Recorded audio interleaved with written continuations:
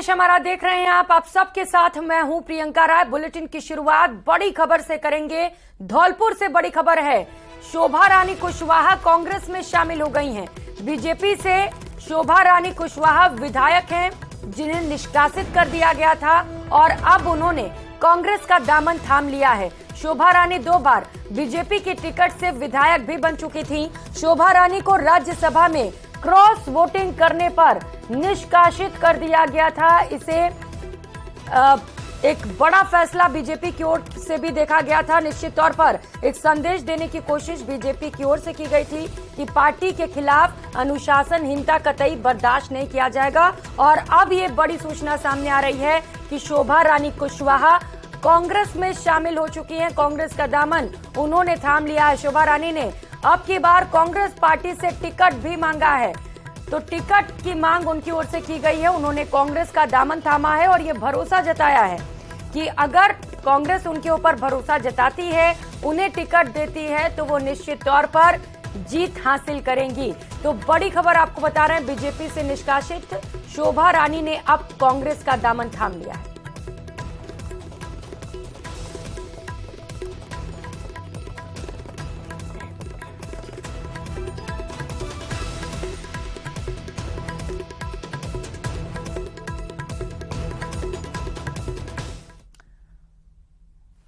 और करेंगे एक और बड़ी खबर का। बीजेपी केंद्रीय चुनाव समिति के बैठक से जुड़ी ये बड़ी खबर आपको बताते चले। बीजेपी की दूसरी लिस्ट की कवायद तेज कर दी गई है। प्रधानमंत्री नरेंद्र मोदी की अध्यक्षता में बैठक लगातार जारी है।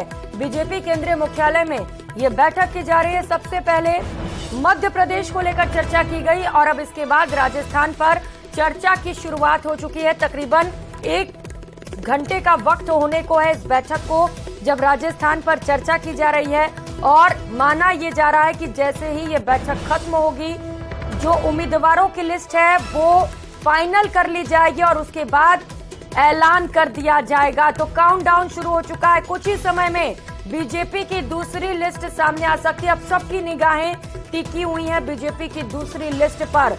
देखना बड़ा ही दिलचस्प होगा कि कौन कौन से समीकरण साधने की कोशिश बीजेपी की ओर से की जाती है। सहयोगी लखवीर हमारे साथ जुड़ चुके हैं। लखवीर, क्या चल रहा है इस वक्त वहां पर? जी देखिए, इस वक्त राजस्थान भाजपा को लेकर केंद्रीय चुनाव समिति में मंथन हो रहा है। करीब 1 घंटे का समय हो गया जब राजस्थान पर डिस्कशन शुरू हुआ है। इससे पहले मध्य प्रदेश की तमाम सीटों पर चर्चा हुई। राजस्थान को लेकर केंद्रीय चुनाव समिति में आज करीब 100 नामों को सौंपा गया है सीसी को, और उन 100 नामों में से दूसरी सूची फाइनल की जाएगी। अमूमन ये माना जा सकता है कि आज जो दूसरी सूची लॉक होगी उसमें करीब 70 से 80 नामों पर सहमति बन जाएगी और 70 से 80 नामों को लॉक कर दिया जाएगा।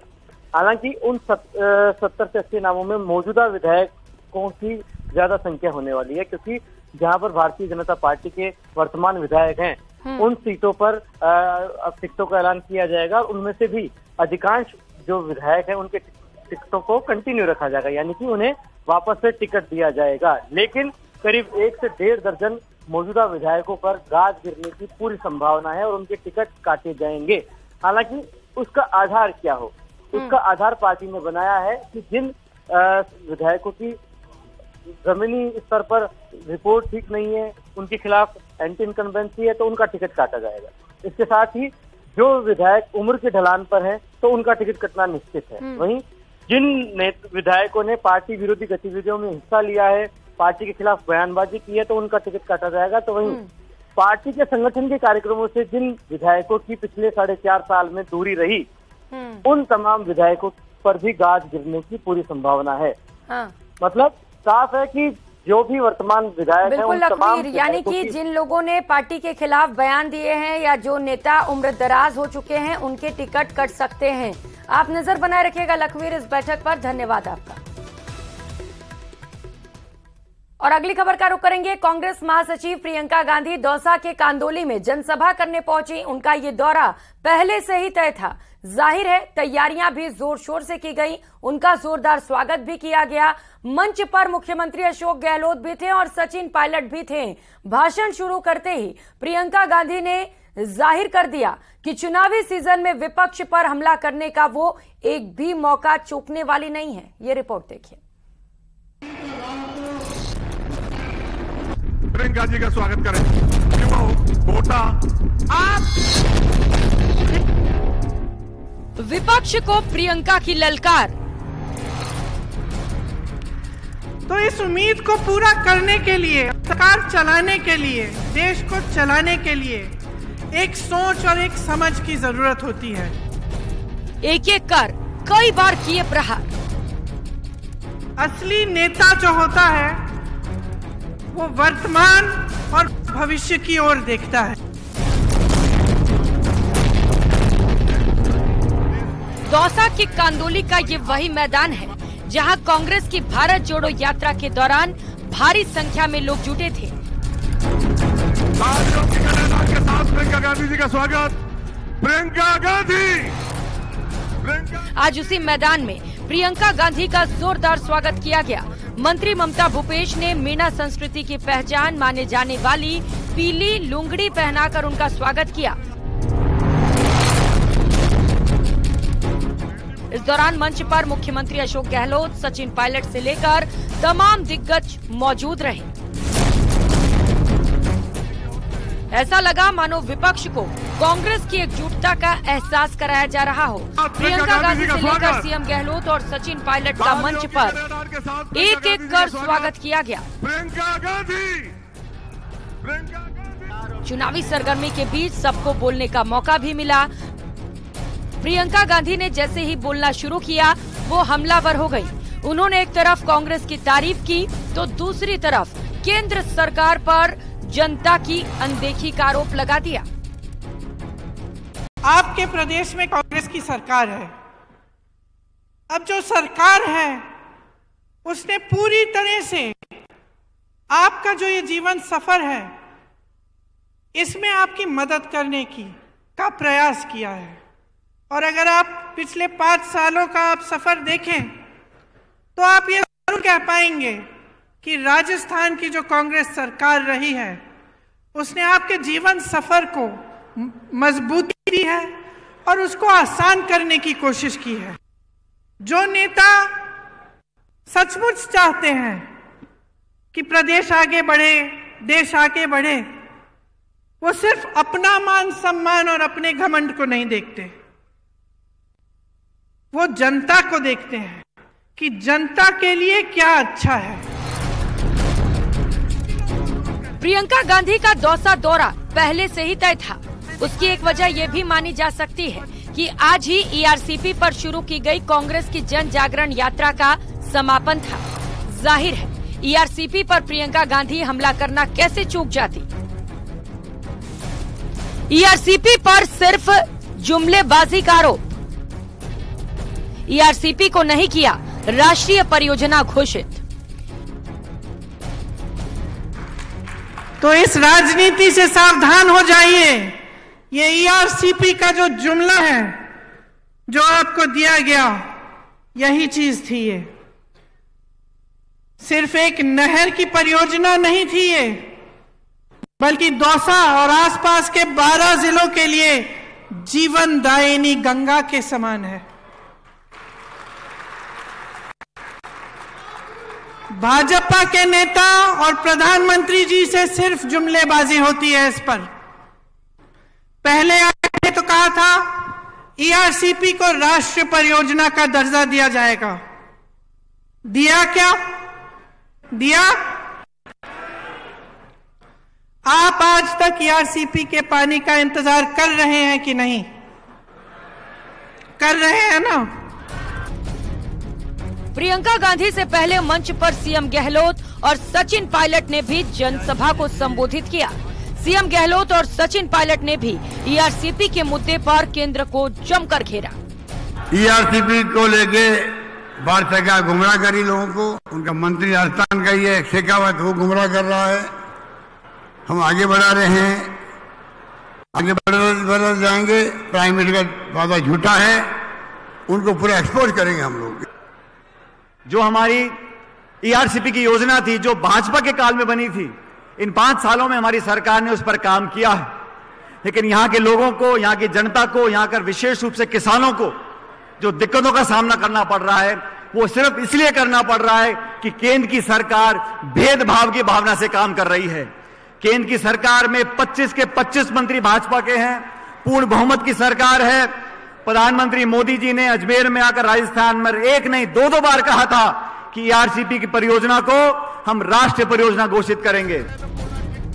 दौसा के कांदोली में मौका ईआरसीपी पर 16 अक्टूबर को 12 से शुरू हुई कांग्रेस की जन जागरण यात्रा के समापन का था, जिसकी झलक मंच पर कांग्रेस के दिग्गजों के बयानों में भी दिखी। चुनावी मौसम में एक तीर से दो निशाने लगाए गए। एक तरफ इस परियोजना के बहाने सरकार को घेरा गया, तो दूसरी तरफ 13 जिलों में लागू होने वाली इस परियोजना के सहारे मतदाताओं को साधने की भी कोशिश की गई। Bureau report, news 18।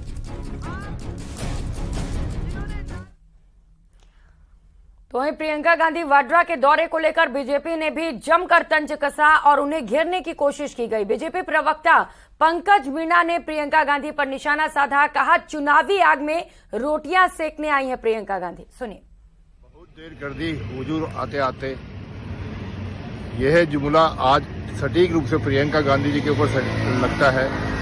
जब राजस्थान की बहन बेटियां तड़प तड़प के कह रही थी कि प्रियंका जी हम भी इस देश की बेटियां हैं और आपने वादा किया था कि बेटी हूं, लड़ सकती हूं, आप पिछले 5 साल तक नहीं आए।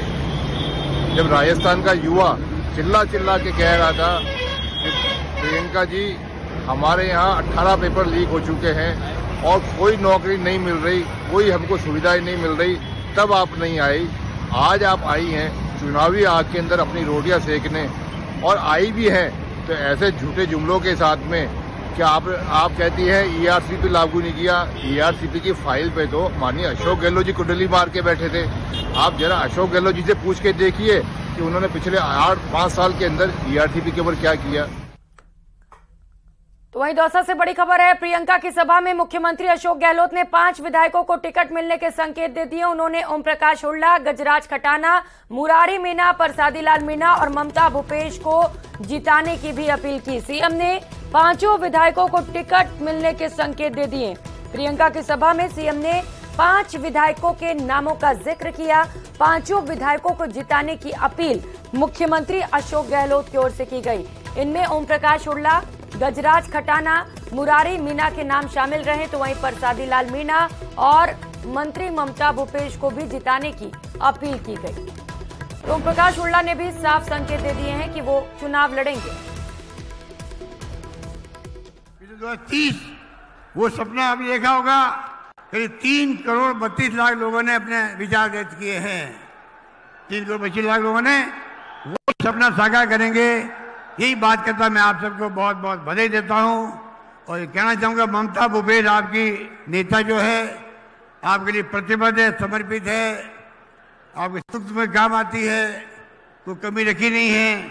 आप 4-5 विधायक जो हमारे हैं, इन सबको मैं अपील करूंगा, परसादी मीणा जी स्वास्थ्य मंत्री, मुरारी मीणा जी कृषि उप राज्य मंत्री, जया खटाना जी, हुड्डा जी आए नहीं हैं, आप 5 विधायक को जिता के भेजो। ये मेरी आपसे मानवीय अपील रहेगी। असर है कि लोगों में अवैध शराब, नशा और नकदी समेत सोने चांदी के इधर उधर परिवहन करने का लालच थम नहीं रहा।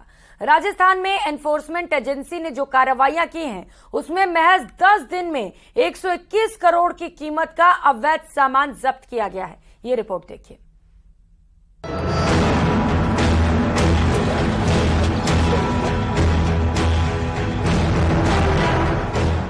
राजस्थान में चुनावी गड़बड़ी को रोकने के लिए एनफोर्समेंट एजेंसी सतर्क है। चुनाव आचार संहिता लगने के बाद अब तक हुई कार्रवाई में 121 करोड़ रुपए से ज्यादा की अवैध सामानों पर शिकंजा कसा है।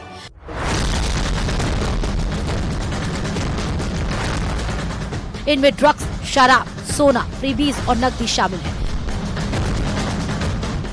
राजस्थान के मुख्य चुनाव अधिकारी प्रवीण गुप्ता ने बताया कि प्रदेश भर में अलग अलग विभागों की ओर से कड़ी निगरानी रखी जा रही है और किसी भी संदेहास्पद मामले पर कड़ी कार्रवाई की जा रही है, जिससे चुनाव को किसी भी तरह से प्रभावित न किया जा सके। सुरक्षा एजेंसियों के एक्शन में अब तक सबसे ज्यादा कार्रवाई जयपुर जिले में हुई है, जहां 21 करोड़ की अवैध और अनैतिक चीजों पर शिकंजा कसा गया। उदयपुर में 11 करोड़ 90 लाख बाड़मेर में 9 करोड़ 80 लाख, भीलवाड़ा में 9 करोड़ 49 लाख, अलवर में 8 करोड़ 31 लाख, जोधपुर में 8 करोड़। वक्त की सबसे बड़ी खबर का दिल्ली से बड़ी खबर है। राजस्थान सीईसी की बैठक खत्म हो चुकी है। प्रधानमंत्री नरेंद्र मोदी की अध्यक्षता में ये बैठक की जा रही थी। राजस्थान को लेकर लगभग 1 घंटे तक मंथन किया गया और इस बीच ये बड़ी खबर सामने आ रही है कि राजस्थान को लेकर सीईसी की जो बैठक चल रही थी वो अब खत्म हो चुकी है, यानी कि अब प्रत्याशियों की लिस्ट पर फाइनल मुहर लग चुकी है और कुछ ही समय में दूसरी लिस्ट जारी की जा सकती है। काउंटडाउन शुरू हो चुका है। महासंग्राम 2023 से जुड़ी इस वक्त की सबसे बड़ी खबर आपको बता रहे हैं। दिल्ली में जो मुख्यालय में बीजेपी की एक बड़ी बैठक चल रही थी, जहां पर तमाम दिग्गज नेता मौजूद थे। राजस्थान की दूसरी लिस्ट को लेकर चर्चा की जा रही थी, वो बैठक खत्म हो चुकी है। बीजेपी केंद्रीय चुनाव समिति की बैठक से जुड़ी ये बड़ी खबर और अपडेट आपको बताते चले। राजस्थान को लेकर सीईसी की बैठक खत्म हो चुकी है। प्रधानमंत्री नरेंद्र मोदी इस बैठक में मौजूद रहे। राष्ट्रीय अध्यक्ष बीजेपी के जेपी नड्डा भी इस बैठक में मौजूद रहे। साथ ही साथ कई केंद्रीय मंत्री और तमाम राजस्थान के बीजेपी के दिग्गज नेता इस बैठक में मौजूद रहे। दूसरी लिस्ट को लेकर मंथन किया गया है। कई दिनों से लगातार इस लिस्ट को लेकर चर्चाओं का दौर जारी था। कई दौर की बैठकें की गई, विचार विमर्श किया गया, क्योंकि पहली लिस्ट के बाद बीजेपी को बगावती सुर का भी सामना करना पड़ा था, जब कई लोगों ने एक साथ बगावत दिखा दिए थे और कई नेता तो अभी भी ऐसे हैं जो निर्दलीय लड़ने के लिए तैयार है। और ऐसे में बीजेपी के लिए बड़ी चुनौती है उन उम्मीदवारों के नामों का ऐलान करना जिन्हें लेकर सर्वसम्मति हो सके और वो उम्मीदवार जिताऊ भी हो। उन्हीं को ढूंढ कर लाने की कोशिश लगातार बीजेपी की ओर से की जा रही थी और अब माना जा रहा है कि दूसरी लिस्ट पर फाइनल मुहर लग चुकी है। सीईसी की बैठक में सबसे पहले चर्चा मध्य प्रदेश को लेकर की गई, क्योंकि मध्य प्रदेश में भी विधानसभा के चुनाव बेहद नजदीक आ चुके हैं और इसके बाद राजस्थान को लेकर चर्चा की गई।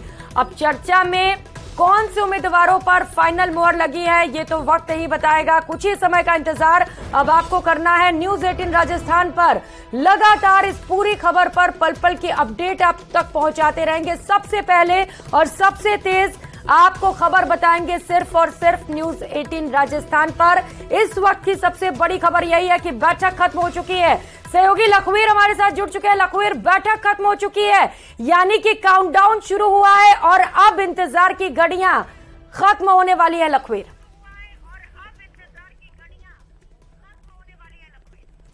जी बिल्कुल, वाकई में राजस्थान भाजपा कोर ग्रुप की बैठक खत्म हो गई है और दूसरी सूची का काउंटडाउन शुरू हो गया और अब जल्द ही इंतजार खत्म होने वाला है, क्योंकि अब भारतीय जनता पार्टी राजस्थान को लेकर दूसरी सूची का ऐलान करेगी।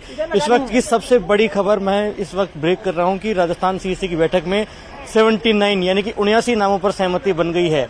जो दूसरी सूची जारी होगी उसमें करीब 79 नाम शामिल होंगे। ये इस वक्त की सबसे बड़ी खबर है जो न्यूज 18 के तमाम दर्शकों को हम दिखा रहे हैं। हमने सुबह से ये खबर ब्रेक की भी थी कि 100 नाम इंट्रोड्यूस किए जाएंगे, लेकिन करीब 70 से 80 नामों पर सहमति बनेगी। तो 79 नामों पर सहमति बनी है। अभी देखेंगे कि तमाम जो नेता है उनके निकलने का सिलसिला जारी है।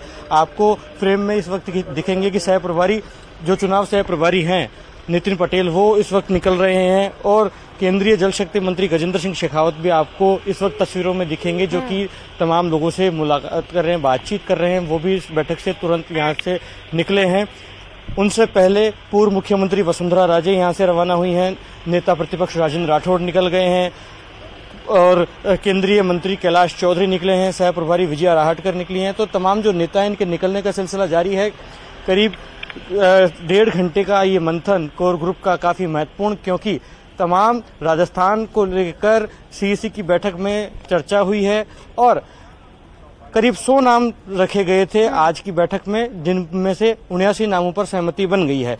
हालांकि ये बैठक इसलिए भी महत्वपूर्ण हो जाती है क्योंकि दूसरी सूची का इंतजार है और अब इस बैठक के बाद आज देर रात को या फिर कल भारतीय जनता पार्टी दूसरी सूची का ऐलान करेगी, जो कि काफी रोचक भी हो सकती है क्योंकि 79 नामों पर मुहर लगी है। अब ये 79 नाम कौन से हैं, किन किन क्षेत्रों को इसमें शामिल किया गया है, क्या मौजूदा विधायकों में से कितने लोगों को टिकट दी जाएगी और गाज किस विधायक पर गिरने वाली है, इस पर सभी की निगाहें हैं, क्योंकि हमने सुबह खबर भी ब्रेक की थी। हम बता रहे हैं तमाम दर्शकों को कि करीब 1 दर्जन मौजूदा विधायकों के टिकट काटे जाएंगे। अब उन 1 दर्जन मौजूदा विधायकों में से कौन कौन हो सकते हैं, तो अब हम बताते हैं कि सूरसागर से विधायक सूर्यकांता व्यास का टिकट कटना मोटा मोटी तय है। फलोदी से पब्बाराम बिश्नोई की जगह किसी अन्य पर विश्वास भारतीय जनता पार्टी जता सकती है। वहीं तमाम जो लोग हैं वो ये भी जानना चाह रहे हैं कि बीकानेर पूर्व में क्या होगा, तो सिद्धि कुमारी का टिकट भी कट सकता है, क्योंकि कार्यकर्ताओं का लगातार आरोप है कि वो निष्क्रिय रहती हैं। ऐसे में वहां पर बदलाव किया जाए तो ऐसे में वहां पर भी टिकट कट सकता है। वहीं अगर बात की जाए तो पुष्कर विधायक सुरेश रावत का टिकट कट सकता है, मावली विधायक धर्मनारायण जोशी का टिकट कट सकता है, नागौर विधायक मोहन राम चौधरी का टिकट कट सकता है, शाहपुरा विधायक कैलाश मेघवाल का टिकट काटा जा सकता है, मालवीय नगर विधायक कालीचरण सराफ का टिकट कटना लगभग तय है, सांगानेर विधायक अशोक लाहौटी का टिकट कटना तय है, अनूपगढ़ विधायक संतोष बावरी का टिकट कटना तय है। तो ये करीब 1 दर्जन वो नाम है जिन पर गाज गिरेगी और इनके टिकट काटे जा सकते हैं। अब जिन विधानसभा क्षेत्रों के हमने नाम बताए जहां के मौजूदा विधायकों के टिकट काटे जाएंगे, अब वहां पर पार्टी क्या विकल्प तलाशती है, किन चेहरों को मौका देती है, ये फिलहाल देखने वाली बात होगी। लेकिन आज की जो सीईसी की बैठक हुई उसमें डिस्कशन काफी महत्वपूर्ण था, क्योंकि 100 नाम रखे गए थे, 79 नामों पर फिलहाल मुहर लगी है।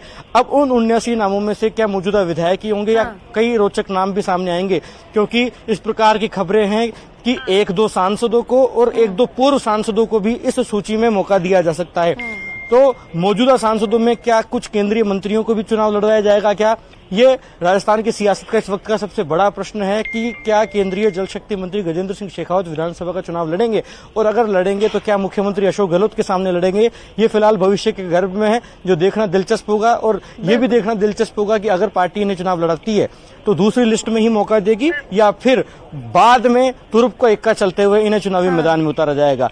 लेकिन ये तय है कि जिस प्रकार से पहली सूची में चौंकाने वाले नाम सामने आए थे, 7 सांसदों को चुनावी मैदान में उतारा गया था, ऐसे में इस सूची में ये तो तय है कि दूसरी सूची में ज्यादातर मौजूदा जो विधायक हैं उन्हें ही टिकट मिलने जा रही है।